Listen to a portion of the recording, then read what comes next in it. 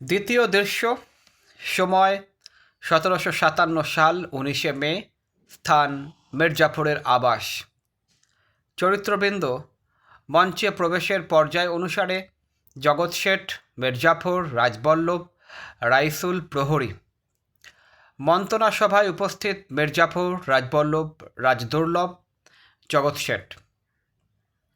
জগৎ শেঠ সিপাহসালার বড় বেশি হতাশ হয়েছেন।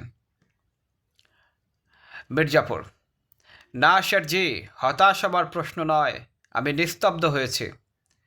অগ্নিগিরির মতো প্রচণ্ড গর্জনে ফেটে পড়বার জন্যে তৈরি হচ্ছি। বুকের ভেতর আকাঙ্ক্ষা আর অধিকারের লাভা টকবক করে ফুটে উঠছে ঘৃণা আর বিদ্বেষের অসহ্য উত্তাপে। এবার আমি আঘাত হানবই।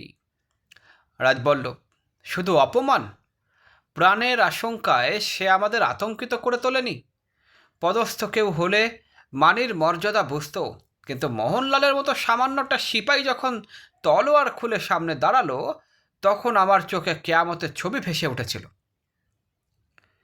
রায়দুর্লভ: সিপাহসালারের অপমানটাই আমার বেশি বেজেছে। মির্জাফর: এখন আপনারা সবাই আশা করি বুঝতে পারছেন যে সিরাজ আমাদের শান্তি দেবে না। জগৎ শেঠ: তা দেবে না। চতুর্দিকে বিপদ, তা সত্ত্বেও সে আমাদের বন্দি করতে চায়। এরপর সিংহাসনে স্থির হতে পারলে তো কথাই নেই। রাজবল্লভ: আমাদের অস্তিত্বই সে লোপ করে দেবে। আমাদের সম্বন্ধে যতটুকু সন্দেহ নবাবের বাইরের আচরণে প্রকাশ পায়নি তার চেয়ে বহুগুণ বেশি। শওকত জংয়ের ব্যাপারে নবাব আমাদের কিছুই জিজ্ঞাসা করেনি, শুধু মোহনলালের অধীনে সৈন্য পাঠিয়ে তাকে বিনাশ করেছে। এতে আমাদের নিশ্চিত হবার কিছুই নেই।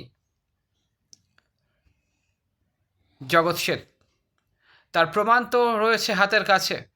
আমাদের গ্রেপ্তার করতে গিয়েও করেনি, কিন্তু রাজা মানিকচাঁদকে তো ছাড়ল না, তাকে কয়েদখানায় যেতে হলো।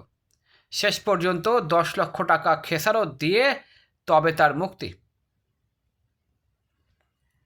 আমি দেখতে পাচ্ছি নন্দকুমারের অদৃষ্টেও বিপদ ঘনিয়ে এসেছে। মির্জাফর: আমাদের কারও অদৃষ্ট মেঘমুক্ত থাকবে না শেঠজি।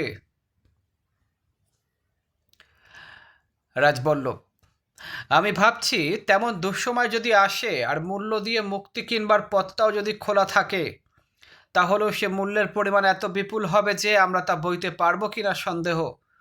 মানিকচাঁদের মুক্তিমূল্য 50 কোটি টাকার কম হবে না। জগৎ শেঠ: ওরে বাবা, তার চেয়ে গলায় পা দিয়ে বুকের ভেতর থেকে কলজাটাই টেনে বার করে আনুক। 50 কোটি? আমার যাবতীয় সম্পত্তি বিক্রি করলেও 1 কোটি টাকা হবে না। ধরতে গেলে মাসের খরচটাই তো ওঠে না।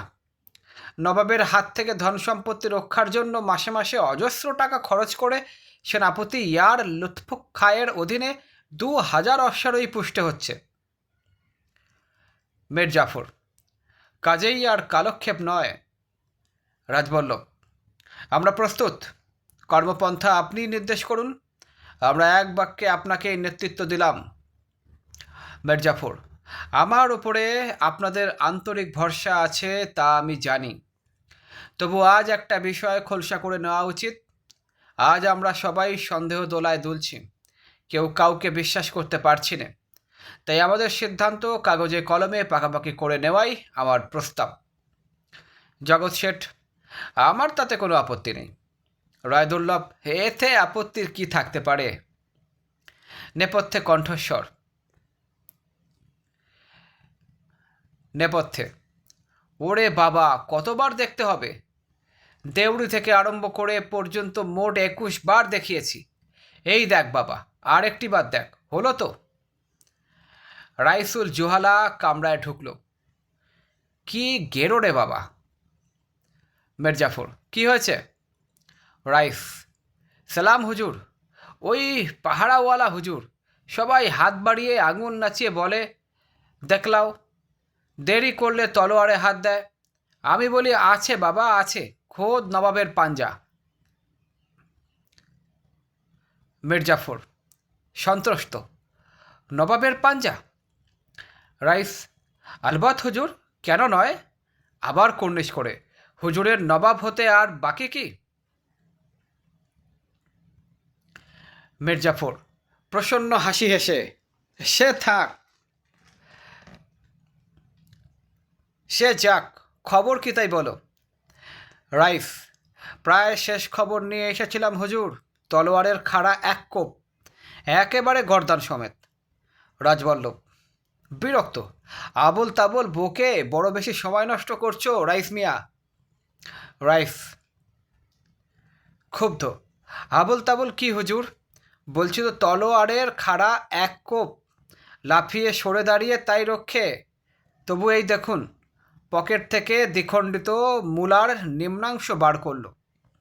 একটু নুন জোগাড় হলেই কাঁচা খাবো বলে মূলোটা হাতে নিয়েই ঘুরছিলাম। ক্লাইভ সাহেবের তলোয়ারের কোপে সেটাই দুখণ্ড।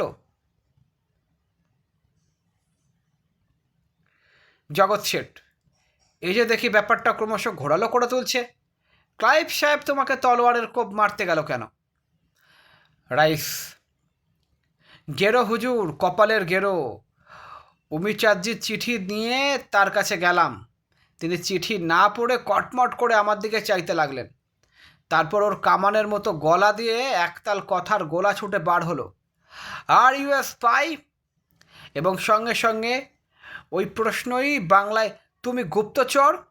এমন এক অদ্ভুত উচ্চারণ করলেন, আমি শুনলাম তুমি খপুচ্চর। চোর কথাটা শুনেই মাথা গরম হয়ে উঠল। তাছাড়া ঘুপুচ্চোর, গামছা চোর, বদনা চোর, জুতো চোর, গরু চোর, সিধেল চোর, কাফন চোর, আমাদের আপনাদের ভেতরে হুজুর কত রকমারি চোরের নাম যে শুনেছি আর তাদের চেহারা চিনেছি তার আর হিসেব নেই, কিন্তু খুফুত চোর! আর আমি স্বয়ং হিতাহিত বিচার না করেই হুজুরের মুখের ওপরেই বলে ফেললাম মৃদু হাসি, একটুও ইংরাজিও তো জানি। ইংরাজিতেই বললাম, ইউ শাট আপ। সঙ্গে সঙ্গে তলোয়ারের এক কোপ। হেসে উঠে, অহংকার করব না হুজুর, লাভটা যা দিয়েছিলাম একেবারে মাপা। তাই আমার গর্দানের বদলে ক্লাইভ সাহেবের ভাগ্যে জুটছে মূলোর মাথাটা। মির্জাফর, কথা থামাবে রাইস মিয়া? রাইস, হুজুর। মির্জাফর, এখন তুমি কার কাছ থেকে আসছো? রাইস, উমিচাঁদজির কাছ থেকে। এই যে চিঠি, পত্র দিল। মির্জাফর পত্র পড়ে রাজবল্লভের দিকে এগিয়ে দিলেন। ক্লাইভ সাহেবের ওখানে কাকে দেখলে? রাইস, অনেকগুলো সাহেব মেম সাহেব হুজুর, ভূতভূত চেহারা সব। মির্জাফর, কারো নাম জানো না? রাইস, সব তো বিদেশি নাম। এদেশি হলে পুরুষগুলোকে বলা যেত ব্রহ্মদত্তি, জটাধারী, মামদো, পেঁচো, চোয়ালে পেঁচো, গলায় ধরে, এক ঠেঙ্গে, কন্দকাটা ইত্যাদি। মেয়েগুলোকে বলতে পারতাম শাকচুন্নি, উল্কামুখী, আষ্টেপেতি, কানিপিসাচি, এই সব আর কি।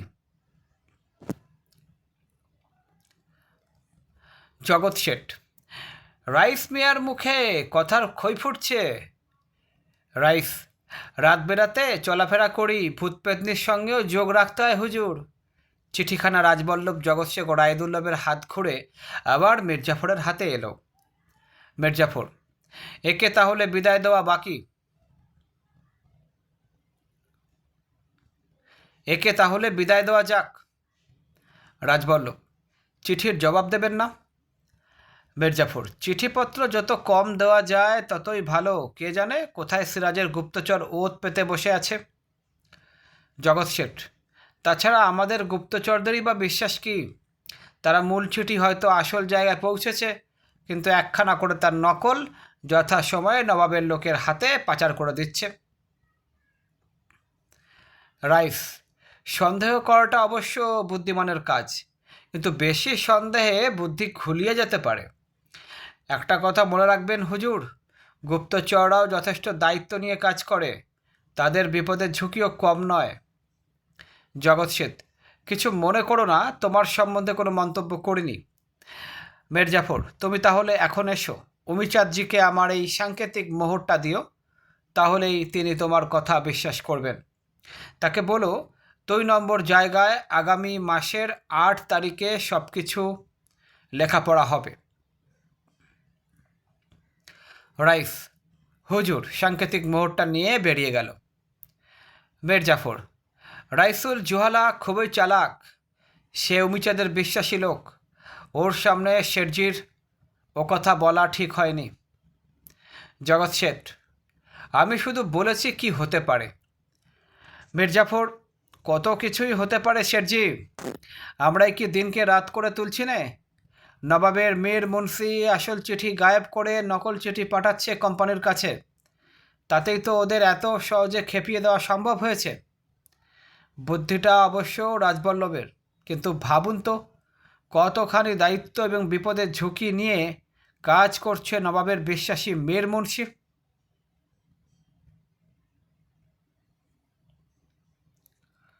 জগৎ শেঠ, তা তো বটেই, গুপ্তচরের সহায়তা ছাড়া আমরা এক পাও এগোতে পারতাম না। মির্জাফর, প্রস্তুতি প্রায় শেষ হয়ে এসেছে। এখন আমি ভাবছি ইংরেজদের ওপরে পুরোপুরি নির্ভর করা যাবে কি না। রাজবল্লভ, তাতে কোনো সন্দেহ নেই, ওরা বেনিয়ার জাত, পয়সা ছাড়া কিছু বোঝে না। ওরা জানে সিরাজদৌল্লার কাছে থেকে কোনো রকম সুবিধার আশা নেই, কাজেই সিপাহ সালারকে সিংহাসনে বসাবার জন্যে ওরা সব রকমের সাহায্য দেবে। জগৎ শেঠ, অবশ্য টাকা ছাড়া, কারণ সিরাজকে গদিচ্যুত করা ওদের প্রয়োজন হলেও সিপাহ সালারকে ওরা সাহায্য দেবে নগদ মূল্যের বিনিময়ে। রাজবল্লভ, সেটাও একটা সমস্যা হয়ে দাঁড়াবে কি না তা তো বুঝতে পারছি না। আমি যতদূর শুনেছি ওদের দাবি 2 কোটি টাকার ওপরে যাবে, কিন্তু এত টাকা সিরাজদৌল্লা তহবিল থেকে কোনো ক্রমেই পাওয়া যাবে না। মির্জাফর, আমরা অনেক দূর এগিয়ে এসেছি রাজা রাজবল্লভ, ও কথা আর এখন ভাবলে চলবে না। সকলের স্বার্থের খাতিরে ক্লাইভের দাবি মেটাবার যা হোক একটা ব্যবস্থা করতেই হবে। বিভোর কণ্ঠে, সফল করতে হবে আমার স্বপ্ন। বাংলার মসনদ নবাব আলীবর্দীর আমলে, উদ্ধত সিরাজের আমলে মসনদের পাশে অবনত মস্তকে দাঁড়িয়ে আমি এই কথাই শুধু ভেবেছি, একটা দিন, মাত্র একটা দিনও যদি ওই মসনদে মাথা উঁচু করে আমি বসতে পারতাম। দেশান্তর।